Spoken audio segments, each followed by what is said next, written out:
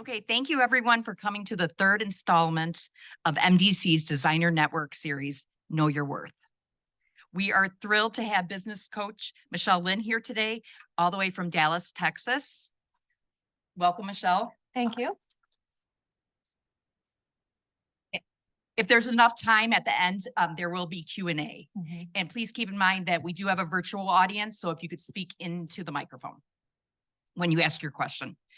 But before Michelle gets going, I would like to introduce to you Heather Virgilino, owner of Versailles Designs, who was one of Michelle's students. Heather. Hello. Welcome, you guys. Thank you all for coming out. It's so fun to see, familiar faces and new faces. For those of you who know me, know that I am a huge Michelle Lynne fan, not just because she's extremely good looking and pretty funny and great to be around, but she was my coach back in 2021, became a mentor of mine, and I admire her so much. Michelle is the owner of ML Interiors in Texas. They're a nationally award-winning design firm. She also runs a coaching program that a couple of us are either graduates or in it in the room here, and really teaches you not only to take your business from 5 figures to 6 figures and beyond, but really understanding the efficiency, the process.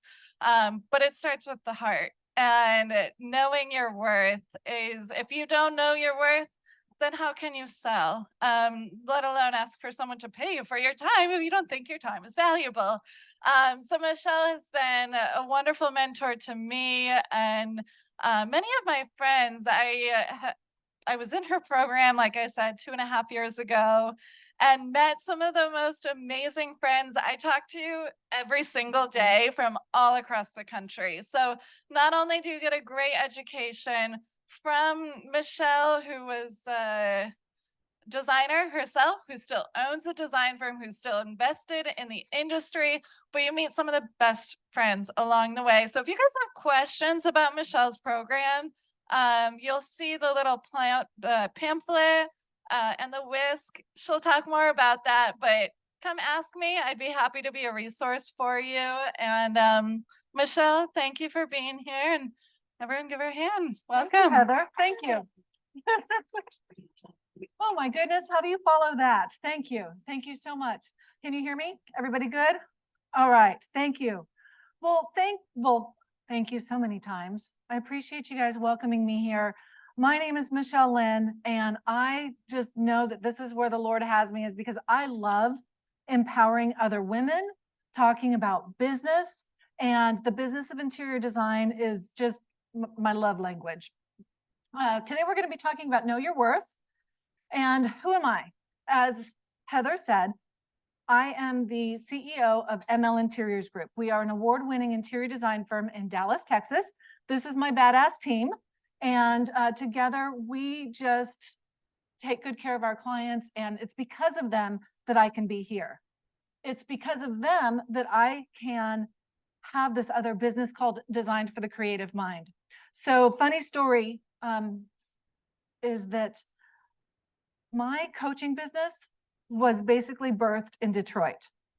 And what I mean by that is that when I was in business and I was looking for help, when I first started my interior design business, I would reach out and ask other people for help, and it was just crickets, right? Like nobody was willing to help. So I fell on my booty, cried, like gray hair, all the things. And I promised myself that once I figured it out, that I was going to teach others. So 5 years ago in June of 2018, my daughter was born. She was born in downtown Michigan. We adopted, and we were here for a month. And my team didn't call. I would call them up like, hey, Debbie, is everything okay? The building still standing? She was like, yeah, we're just following the processes. We're just following the procedures. And I was like, oh, this is cool. Okay, good. So then Genevieve, my husband and I, we got home, and I was on maternity leave, no stretch marks. I was on maternity leave, and they still weren't calling. So I'd go in and I'd check on them, and everything was fine. I was like, well, I'm not needed here. But I realized that not only was my daughter born in June of 2018, but so was this coaching adventure, because I could take my knowledge and teach other people repeatable, elegant processes. So I created Design for the Creative Mind, which is where the interior design business bakery is also housed. But I have a podcast of the same name because I'm so creative, Design for the Creative Mind. And this is why you have a whisk, because my year-long program is called the Interior Design Business Bakery. And what we do is we teach you how to whip up your profits, you know, create a multiple six-figure business with simple and elegant recipes. So what we're going to talk about today, because that's enough about me, is literally knowing your worth. Okay. Knowing your worth. We're going to be talking about business vision, mindset, sales without the sleaze, and pricing and profitability. And this, feel free, it's a conversation. Okay. If you have a question, raise your hand. I'm happy to call out on you. It's kind of out of sorts, but we'll also have time at the end for Q&A. Okay. So it's real fun and casual. So today I'm going to keep my presentation like a mini skirt. It's short enough to be interesting, but long enough to cover the important parts. So business vision, y'all, I love to go fast. I have been, since I was a kid, learning how to drive fast. And business vision, this was really cool. Are you guys familiar with Indy cars? Right, come on, this is Detroit, right? So we've got, so I had the chance, my husband bought me 8 minutes on the track. And so how does this relate to business vision?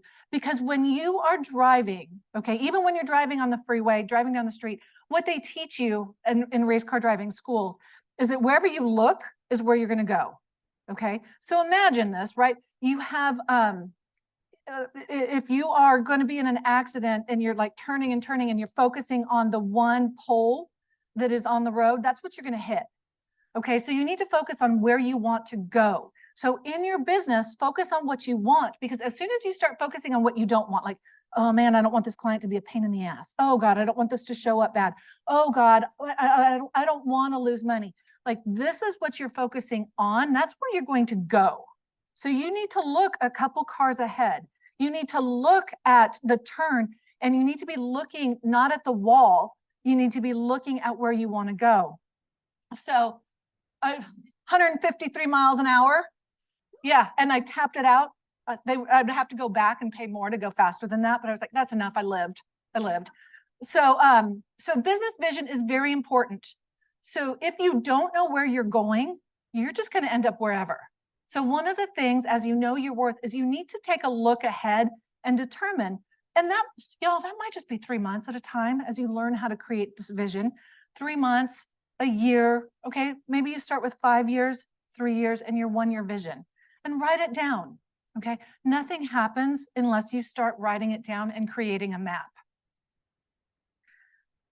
Mindset, y'all, this is like one of the most oversaturated topics. Like I did my, look at all of the different images, mindset. It is so spoken about today, but what I want to talk to you about in regards to mindset is a little bit different. Okay. You are not your thoughts. Your thoughts are created from, it is basically an ancient software. It's designed to protect you. Okay. Your mind, you are the one in control of your mind. You are not, your thoughts are not in control of you. So let's think about this. You have thoughts. Okay. You are not your thoughts. You have thoughts. So you might think, I think I'm an imposter. Okay. I think these, you know, I'm too fat to wear these pants. I think I'm not good enough to get paid enough. Okay. I think this, that, or the other. You have thoughts. None of those are true. Okay. You have thoughts. You also have fingernails, and you are not your fingernails, right? So think about that. You have thoughts. They are not real. They're an ancient software designed to protect you, because back in the day, like in ancient times, when we first had our mind, we have not been upgraded to the 2.0 mind. Our mind was always looking for what's wrong, because it was there to protect us. Okay. From like running really fast from a woolly mammoth. Okay. Or just detecting that there was a woolly mammoth back there, or where you're going to step. Are you going to fall off the ledge? Or your mind is always looking for what's wrong, Is there going to be like a warring tribe coming over to, take your women and children and just pillage the village? Pillage the village. So in that respect, your mind is designed to look for what's wrong. Does that make sense? Do you guys find yourself always like thinking what's wrong, what's wrong, what's wrong? You can still think about what's right. Okay. So it's in our head. It's these little voices. I call mine the committee. Okay. I have more than one voice. I'm an overachiever. I've got a few of them. Like, you're not good enough. You're a fraud. You don't deserve it. You're not worthy. And then, insert another one here, depending on the day. So we all have these little voices in our head. Those are our thoughts, and they're not real. So the goal is to go ahead and acknowledge the thought. Okay. Just recognize it. You know what? I can rock these pants.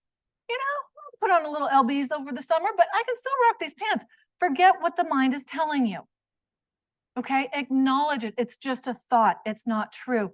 If you're feeling like you're not good enough to make money, where does that thought come from?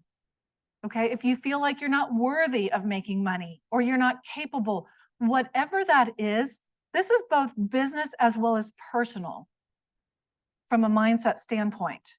Okay, but this is, you set your mind doesn't set you. So give it a new thought. I'm a badass. Okay, so replace it with the thought that you're creating. So when you have that thought, like, I'm not worthy, like, you can look at it and just like remember those cartoons, the comic books, cartoons, they have those little word bubbles, like, uh-oh, Batman. Well, it's instead of like whatever that thought is, replace it. Replace it with what you want to become. Okay, even if you're not feeling like a badass, and forgive me, I love Jesus, but I swear a little bit, okay?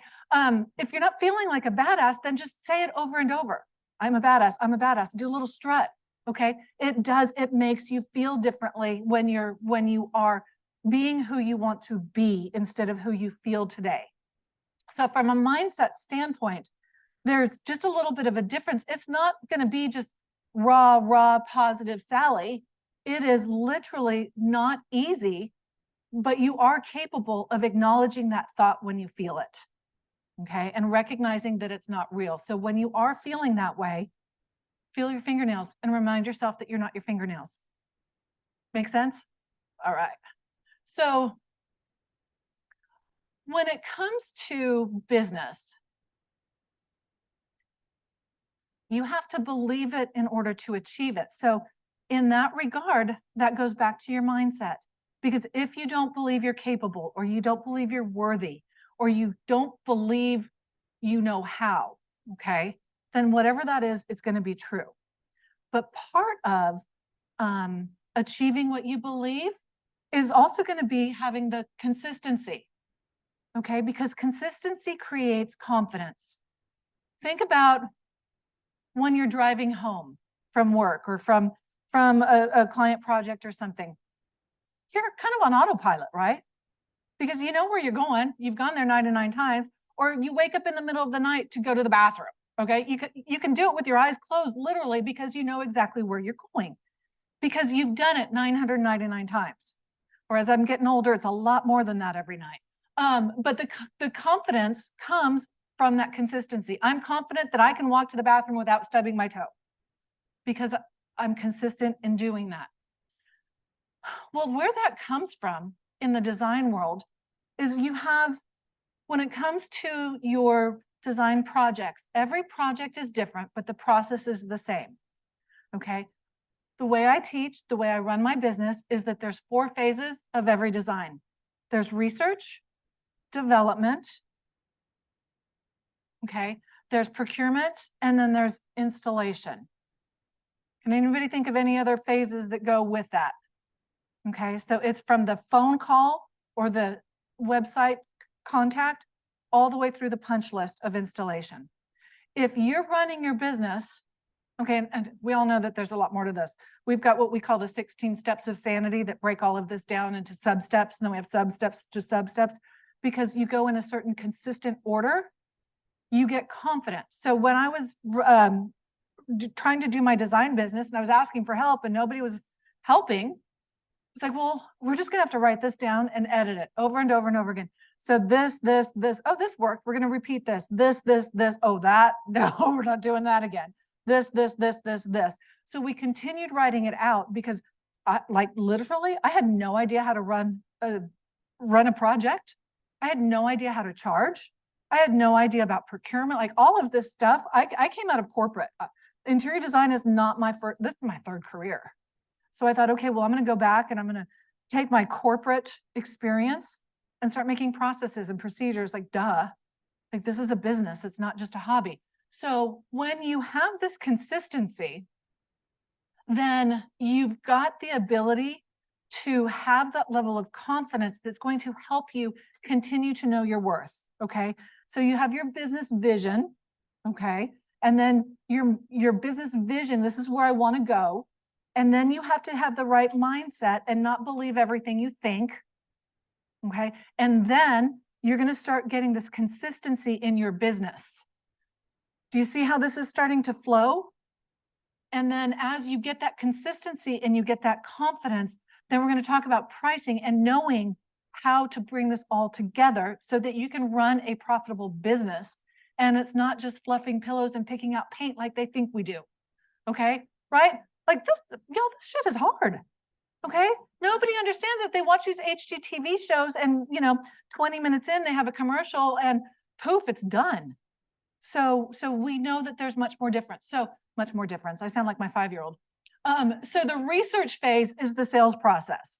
Okay. Remember, we have research, development. Okay. So there's a little bit of crossover, obviously, because when you're in the design development phase, you're still interviewing your clients. You're still researching what they need. But here's the key. The research phase is your sales process. And let me just tell you something right now. You do not have to work with everybody who calls you. Okay. Boom. Like, you don't. You didn't marry or you didn't date everybody that asked you out, did you? Now, if you did, there's no judgment. Okay. But you more than likely didn't go out with everybody that asked you out. So it's the same thing. Why do we think we have to do that in business? Okay. So the research phase is the sales process. The research phase is this. It is and this is the order that we go in. It's a qualifying call. Okay. A lot of us do a discovery call. 45 minutes, like, no, this is a discovery call. We're just going to find, it's a qualifying call. Do they qualify to work with us? What's your budget?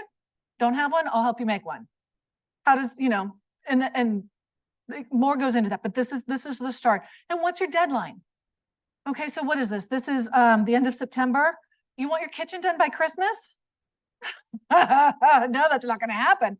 But if they're calling you and they're saying, this is what I want, and you're like, oh my God, I need this business. Okay. You're qualifying. How many times have you pigeonholed yourself into this impossible standard? And then you're dancing, trying to make it work. Okay. So in that respect, you're qualifying them. And then there's a virtual meet and greet. Okay. The virtual meet and greet is where you can go through and you can explain how you work. Okay. What your systems are, what your processes are, why you are the badass they should hire. And that it's not just fluffing pillows and picking out paint. Okay. It's not just putting stuff in a cart and ordering it and zhuzhing it. Okay. There's a lot more. So if you go through and you educate them, and this is where you start. Oops, wait, hold on. The initial visit. Okay. This is where you go and you are gathering information. Okay. The initial visit,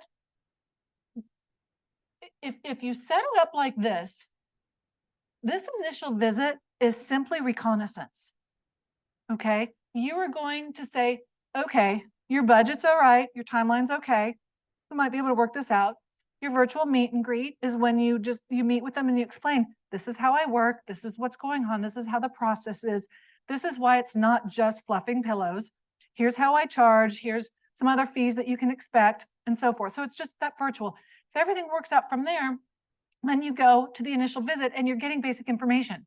So they're telling you this is what they want. And you show up and you're like, oh, dude, that's going to be like squeezing a square peg into a round hole. I know you want this new kitchen, but if we do this over here, you guys know it's the domino effect. It's like, you can't just do this, because if you do this is going to look beautiful. This over here is just No. And then we have to take out this wall, and then there's all these other things that go on. So you go and you're assessing their wants and their needs. Okay. Or you might even just say, hey, listen, while we're doing this, we should probably do this, because you just see the things that you're there. And maybe you're new and you don't know what the hell you're talking about. Well, you just show up and you take notes and you say, okay. And then you can go back and you can assess the situation. But this is what you're going to be taking the data from in order to create your fees. Okay. So your initial visit is reconnaissance, and then you're going to create a scope of work. Okay. Your scope of work, your scope of work is going to be everything that you're delivering. Back in the day, I used to think, oh, I need to make this so easy for my client. I don't want to burden them with much. Okay. And then, but I want to make money. Think about this, y'all. If you're buying a car, is it a 2-page document? Our design fees can be the price of a car. Okay, easily. So why not outline every single damn thing you're going to deliver and spell it out for them? Because the longer the document, the bigger the fee. So here I was like trying to charge $1 bazillion, and it's a 2-page document and it's very vague. So I was on the phone this morning with my team going over a client project, and I'm like, is that in the scope of work? No, but she wants it. Okay, but she didn't ask for it. She didn't pay for it. She's not going to get it. If it's not in the scope of work, she's not getting it. If it's in the scope of work and I didn't charge enough, that's on me. Okay, so the scope of work becomes an addendum to your contract, but it is every single thing that is deliverable. So then you have you present that and you get the contract signed. Okay, so you're setting yourself up here as a professional. So part of knowing your worth is showing up. Who hires us? It's not the window washer, right? It's the professionals. And I do not come from a family of professionals, so there is no judgment on whatever you do for a living, but they're not the ones hiring us. A professional is the one that hires us. Professionals hire professionals. So it's up to us to show up as a professional and outlining these steps and telling them this is what we're doing. So in this qualifying call, if this works out, we've got a few more steps. It could take a month to get the contract signed throughout this whole process or more. But we're like, oh no, I need to show up tomorrow and give them some ideas and then charge them by the hour. Okay? No, you're going to take the time. You're going to understand the project so that you know the entire scope of it. And it's not like, what about this? What about that? What about this? Oh shit, I didn't even think about that. Okay? So if you can go through and you are consistently going through this process, you become much more confident in explaining it to your client. This is what you can expect. Does that make sense? Does it feel cumbersome to y'all? It felt cumbersome to me. But once we went through this process multiple times, and this is what I teach to hundreds of interior designers, this is like the secret sauce. Y'all know how to create a beautiful design. But this also sets the tone for your client, like, hey, babe, I know you run a multi-billion-dollar company. You're not going to tell me what to do. This is my business. This is how I'm doing it. So you are taking control back from these people who are usually like alphas, alpha female, alpha male, whatever. Okay, but you're stepping up and you're saying, this is my business. This is how I run it. And if they're saying, well, do you pass on any of your discount? Babe, this ain't no discount. This is my trade pricing. You don't go to a steakhouse and ask them how much they paid for this, $89 steak. So this is you setting up that space. So even if you don't feel like it, going back to mindset, even if you don't feel like it, once you start this consistency and this consistent behavior, you're going to start feeling this worthiness as well. A standard process is also going to allow you to recognize red flags. Okay, y'all, some of the fellas I dated before my husband, red freaking flags, just like all over the place, freak flags. So with business, if you have this standard operating procedure, when one of these red flags comes up, even if it's just a little pink, you're going to recognize it, and then you're going to have the ability to determine, I'm going to walk through that door. I'm probably going to regret this, but here we go. Okay, or you're going to be able to step back and say, I'd love to be of assistance to you, but I don't think I'm gonna be the best resource for you. Okay, you have that ability to step back, or if it's a pink flag, well, then you just kind of keep it in the back of your head. And you're like, okay, I'm watching that. I'm watching that because they might come out and just be like those, what I call them, PETA clients, pain in the ass. Like, you cannot pay me enough to work with you, but here we are. Okay. When you are working with your clients in the research phase, this is part of this is some old branding, but this is what we have in our meet and greet. Okay, our virtual meet and greet. We explain to them, here's our 4 phases: research, development, procurement, and installation. Like, I'm laying this all out for them. This is how we run our projects. Every project is different, but the process remains the same. So if I have a trade day, but we're not doing any construction, well, I might still need to have the wallpaper guy come out and measure, or the drapery workroom. Okay. So just because it's not major construction, we're still going to have this trade day. So, and then we have, here's 16 steps, but you're setting your clients' expectations from the very beginning. One of the things I've learned, being happily married for 15, 16 years now, I was a late bloomer, is that unmet expectations are where my husband's and my arguments happen. Think about that. Unmet expectations. I never really realized that I had expectations. I've always thought, I'm pretty low maintenance.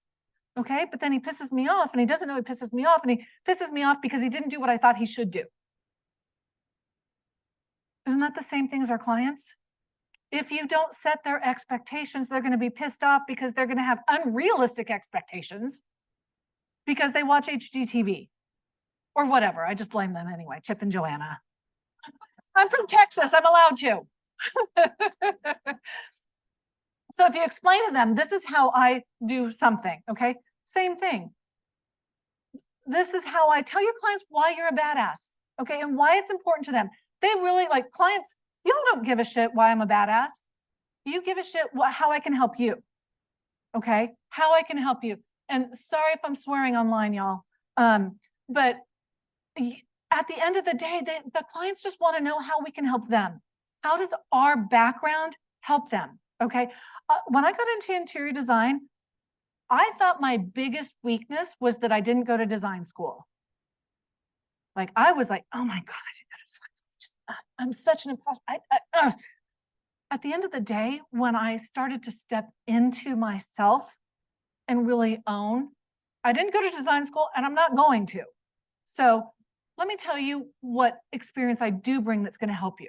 Okay. We all have different experience, you know, whether you're a doctor or a lawyer or whatever your background is, that you're a designer or you're just a mom. Screw that, y'all. If you're a mom, like, this stuff is hard. Okay. And if that's what your background has been and you're now launching your business and you're trying to juggle it all, okay, don't you think our clients can relate to that? So we go through and we dig deep and we find out what is our uniqueness. Okay. Every one of us here has a reason that our clients would want to hire us. It's up to us to brag about it, which isn't easy, but you share with them. My corporate background is managing multi-million-dollar business units.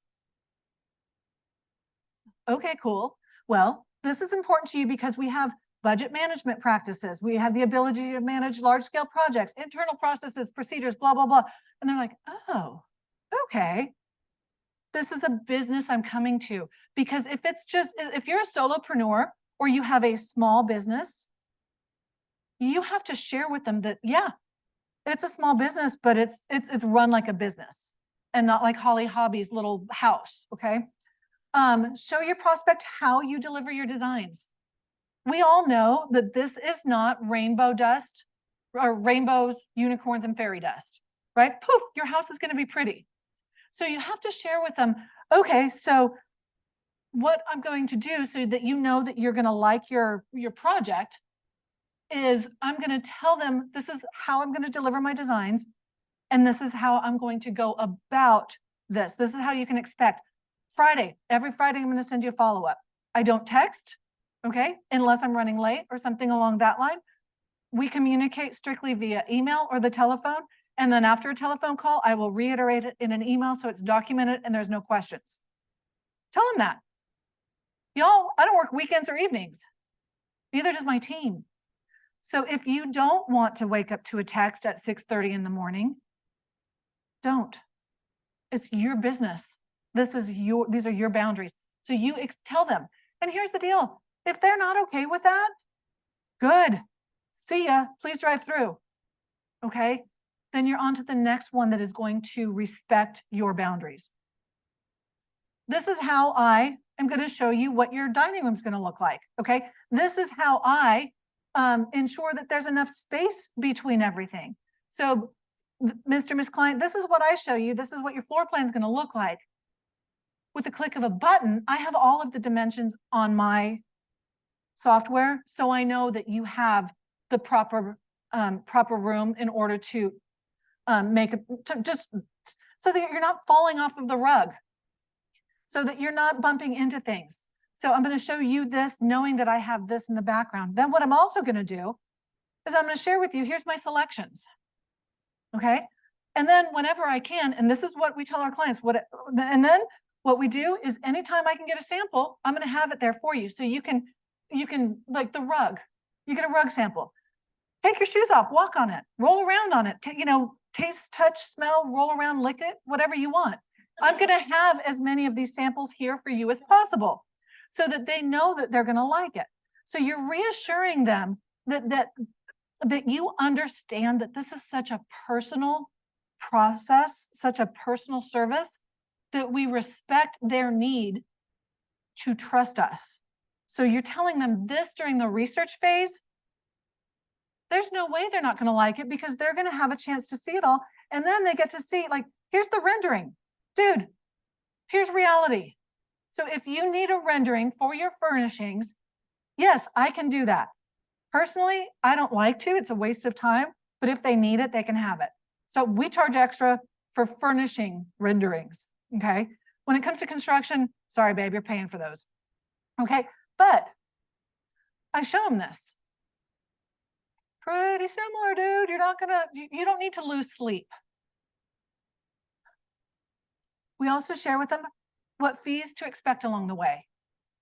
And yes, it's a little bit old. I don't have this blue shit anymore, but this is what we share with our clients. Okay. How do you charge? We have a design fee. This is what I explained to them. We have a flat fee, design fee. This is why we go and why we go to our initial consultation where we gather information. It's that reconnaissance.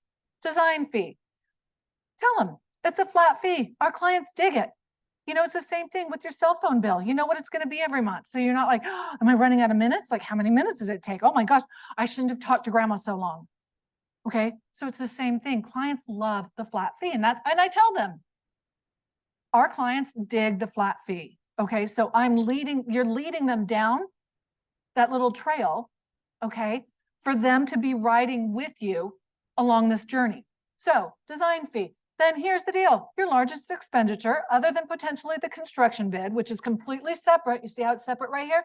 I don't bid for my contractors, but your largest expenditure is going to be furniture, art, accessories, window treatments, like all the fun stuff.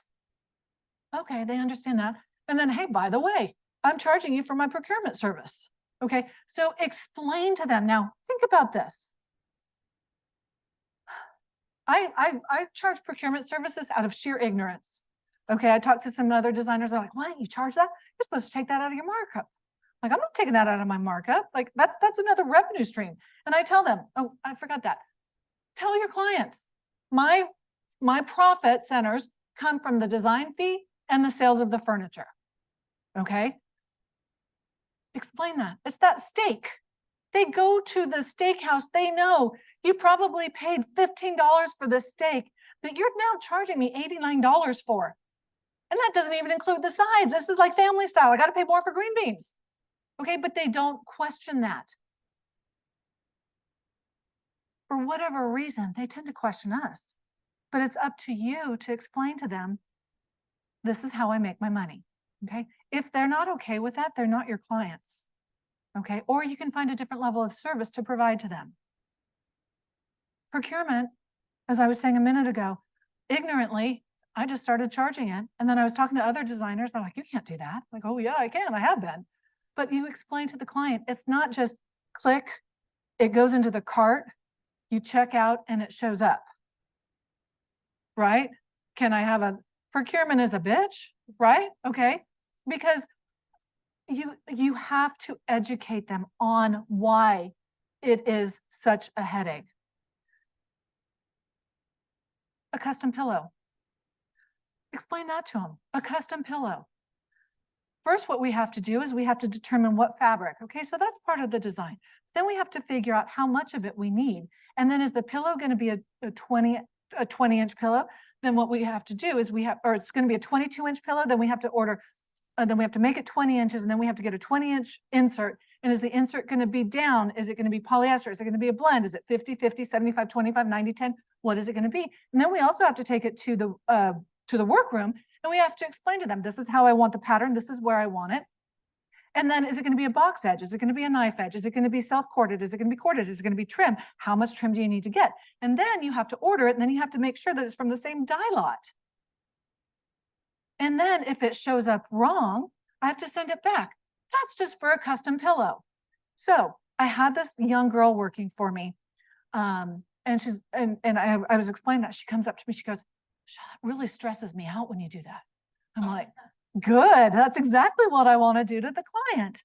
They need to understand they're not just putting it, that we're not just putting it in the cart. So do you understand how this helps you know your worth? Like we do a lot. I say I don't do any of this anymore. My team does, but y'all do a lot. And it's important that you educate your clients so that they understand it isn't just rainbows and fairy dust. So explain to them. So there's procurement. And then, by the way, there's a receiver. Do they ever show a receiver on TV? No, it just shows up miraculously there, assembled. Okay. We explain to them, what is a receiver? A receiver receives everything, and here's why. And then it also comes down to the fact that it's our job to protect you, Mr. Miss Client. So if we order a purple velvet sofa and a pink silk one shows up, you don't need to know that, because it shows up to the receiver. They're taking photos. They're showing us if it's damaged, what it is, so that we can remedy this situation before it gets to your house. Because imagine showing up 2 days before your Christmas party and you have a pink silk sofa instead of your purple velvet sofa, like completely different. You've got dogs and kids and all the things. So when they understand that that's the case, or if it shows up and it's a nightstand and it has a big old gash in the back, the receiver is telling us this is what's happened, so we can remedy it. We can call the vendor and either get you some money off, return it, or whatever the case may be. So when they understand the value of it and the why behind it, then they're more likely to accept it, even if they don't like it. They don't have to, I mean, who likes paying extra fees? Okay, but this is convenience. This is luxury. This is why we have to remember that it's professionals dealing with professionals. Let's talk about some fun stuff, the design fee.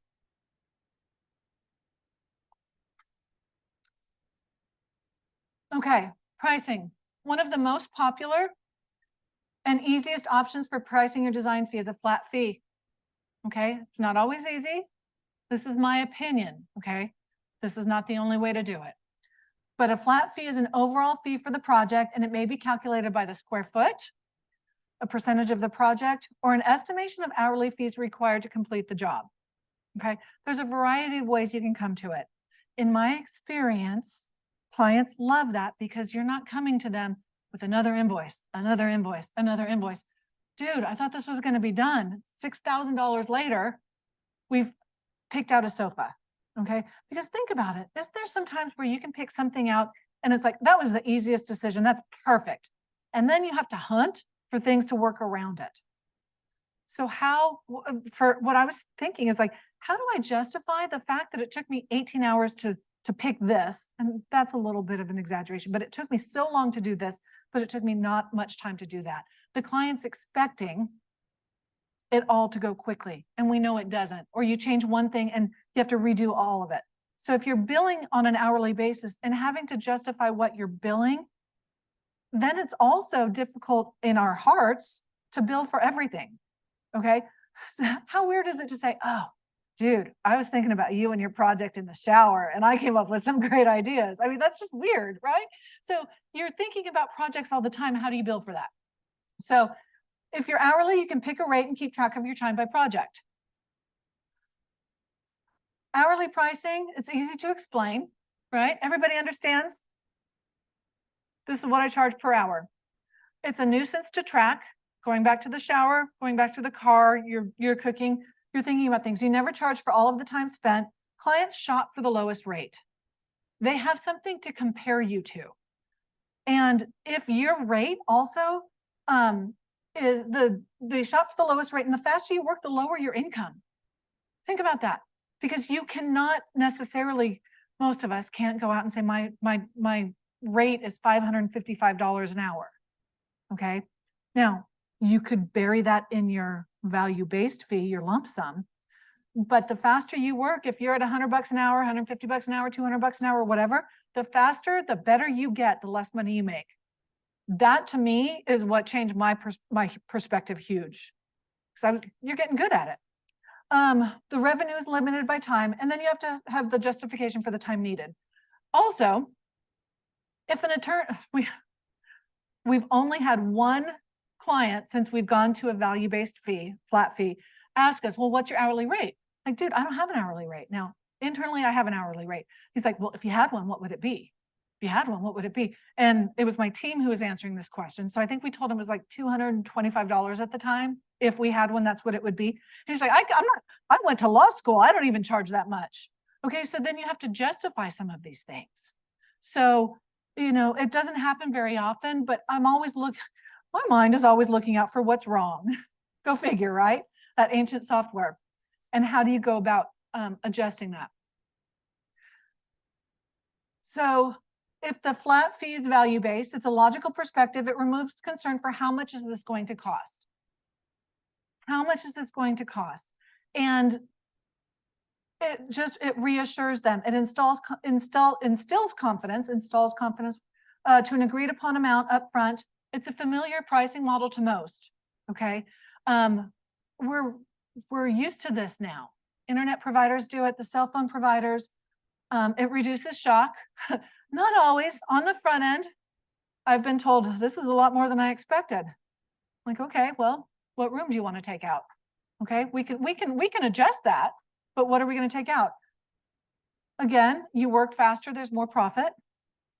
Fear of miscalculation of the fee and losing money. This is definitely frightening, but you also, if you've been in business for any length of time, you already have some data that you can start creating that from. Okay, if you haven't been in business, well, then there's ways that you can kind of finagle that, and it's trial and error for a little bit. So this is a great way to increase your value as you explain it to the client and then charge more. Some other things to consider is pricing location. This should include your portal-to-portal travel, the layers of design, okay? The layers of complexity in a design.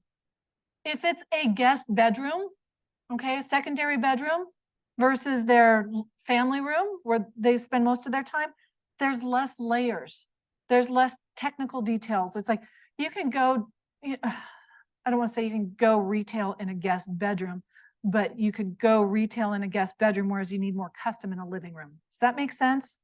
So not really retail. You can go lower quality, lower design. It doesn't have to be as designery. Let's say that. It doesn't have to be as designery in the guest bedroom as it does in the living room. You don't have to solve as many problems, especially if they don't like their family and they don't want them to stay very long. Okay. Client communication style. So these are things that you have to consider when you're creating your fees. Are they going to be, do they need hand-holding? Like, do they, and you find this out through some of the research phase as you're going through those other steps, okay? If they need a lot of hand-holding, you're going to have to account for that because there's going to be a lot of conversation back and forth and the expediency.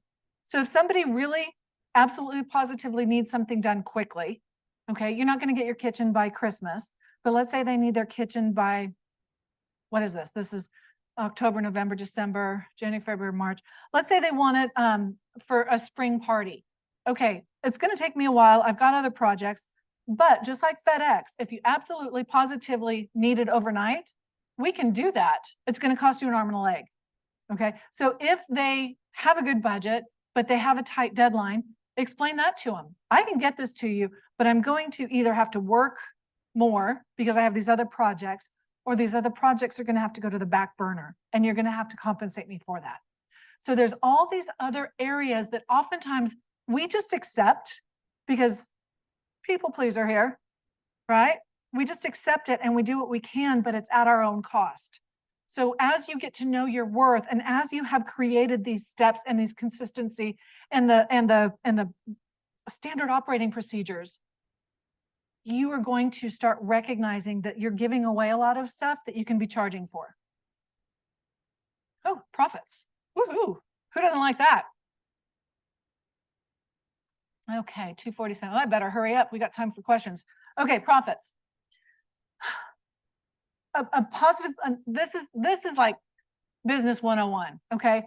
It's a positive bottom line on a company's income statement is an indicator that the business is doing well. You cannot navigate your business based on your bank account, okay? Cash flow is king, yes, but profitability does not necessarily mean it's because you have money in the bank, okay? Profitability means that you can pay yourself something, that you can give yourself a salary, and then at the end of the year, your company has money left from there.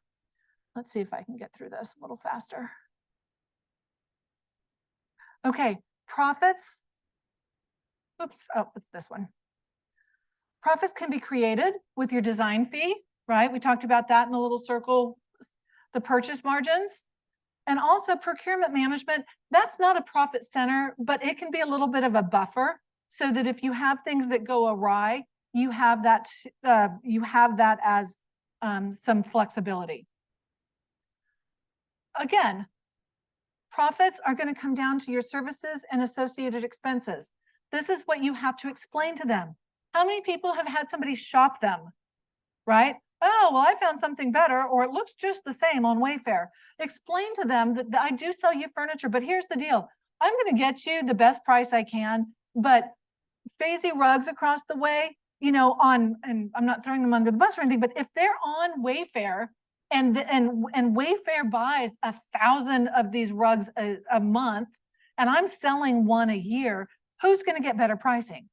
But overall, this is how I work.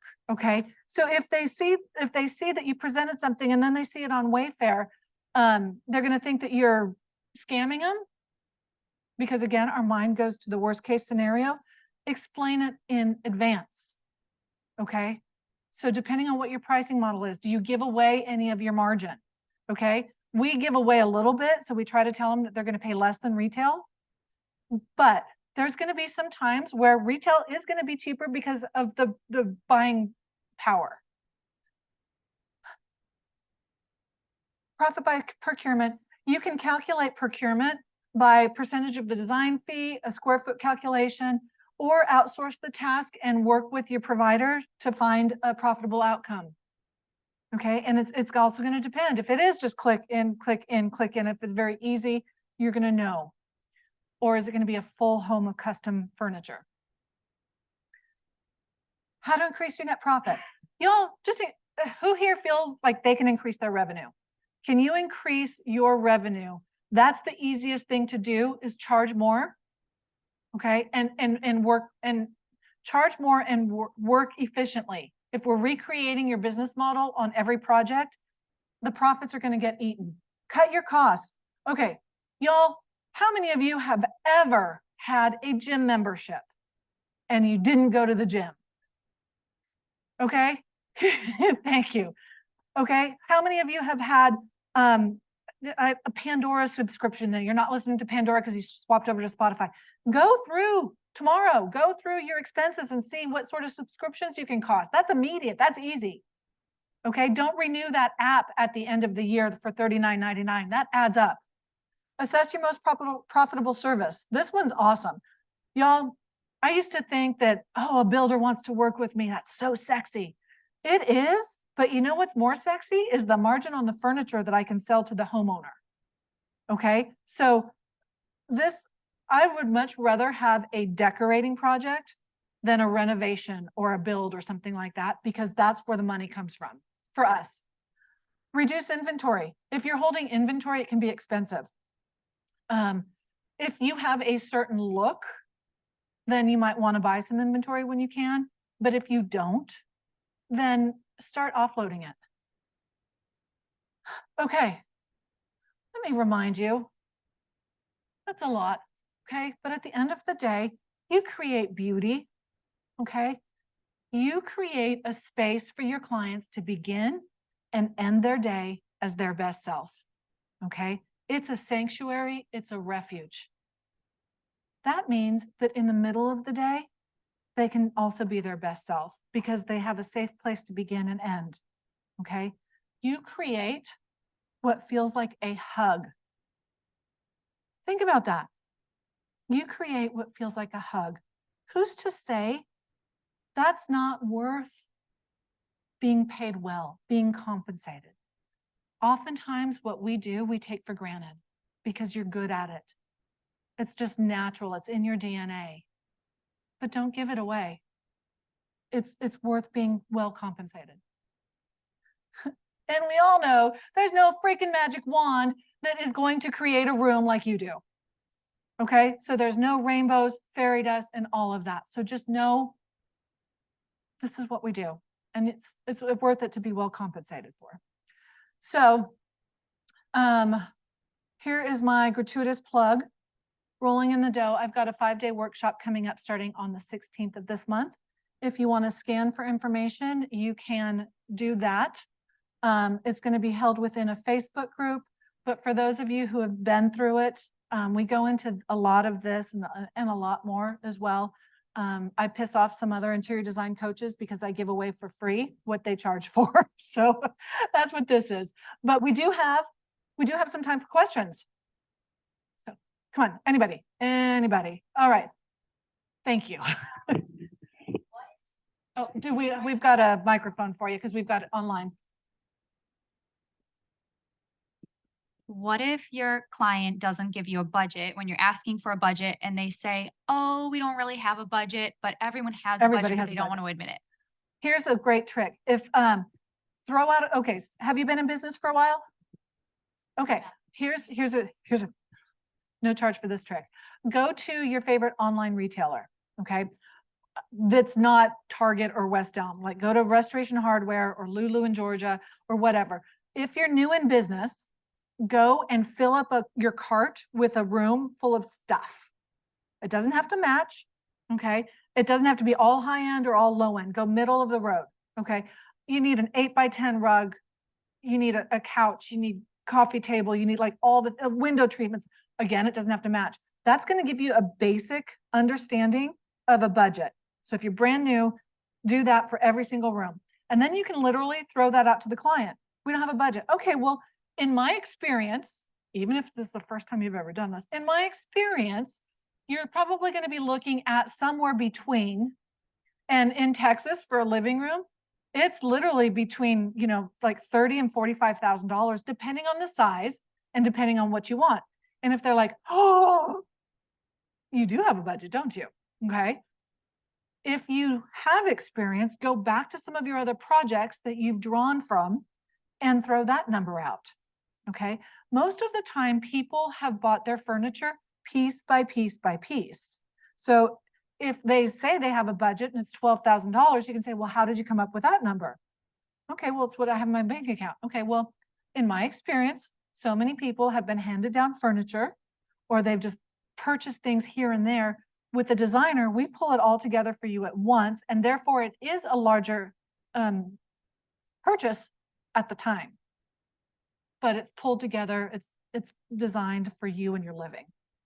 So yeah, that little whole fill up the cart, you can create yourself a budget right away, and you could even go low, medium, and high, and just have that on a document that you can pull from, like you've done it a million times.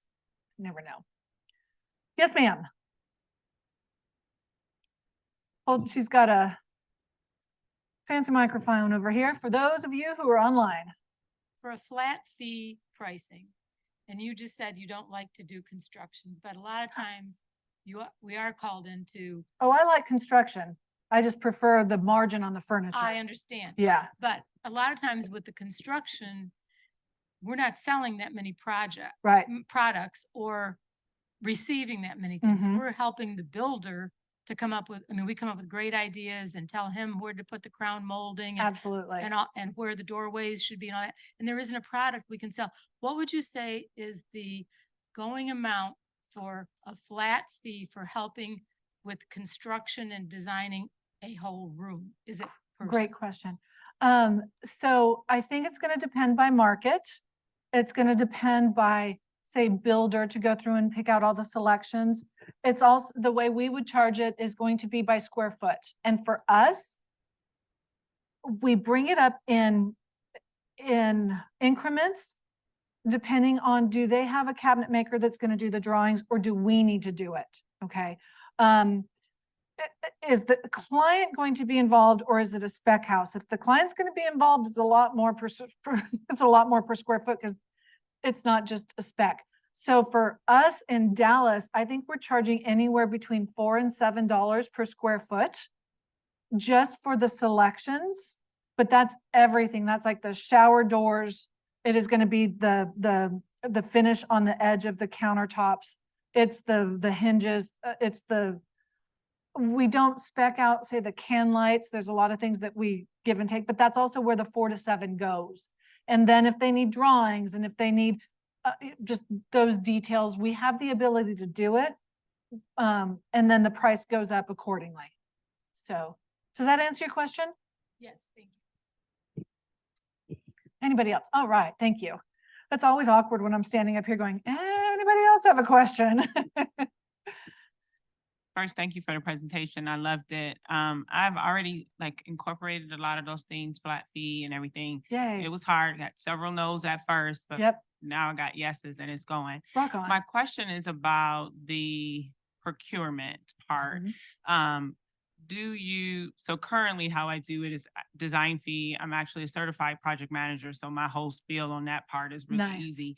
But when I go to the invoices, I've heard some designers talk about getting the whole, I want all of the money for procurement. Or do you, after we make the design selection, so you say the budget is 125, Yeah. my design fee, I want all of that money, you could give it to me in phases and I just procure? Or do you do where you show the design, it's approved, and then you pay for the products individually and it's an invoice of whatever? Yeah, that's a great question. So what I recommend is you get the design approved, because if there's any changes, then you have that final number. So you've got 125 different items that are approved, and then you have a procurement fee and then the purchases. These are 2 separate fees. So you're going to get your purchasing fee. This is going to cover the hours it takes to place the orders. Okay. And then you're collecting that whenever you start purchasing, but then you're also collecting everything up front for your furnishings. Okay. For all of that. So you're collecting the freight, you're collecting the tax. So it's a big chunk. Absolutely. If you're implementing in phases, then that's how our payment schedule comes along. So if there's construction implementation fee, and then there's procurement maybe a couple months later when we start placing the orders. It just kind of depends on where it goes. Did that answer? Cool. Emily, how are we doing on time? Well, I think we're out of time. All So right. if anybody else has any questions, you can go over to Suite 90, which is right across the hall. Michelle Lynn will be there. I'll be there drinking. So thank you, Michelle. That was wonderful. Thank you. And also, if you are a member of IDS, or if you're interested in IDS, Heather Versalino is having a IDS 1 year in Detroit celebration. So we're going to be down there as well after we're done here. So please come and join us. And if you're not involved in IDS, I'm a huge proponent. So thank you guys. Appreciate Thank you. you.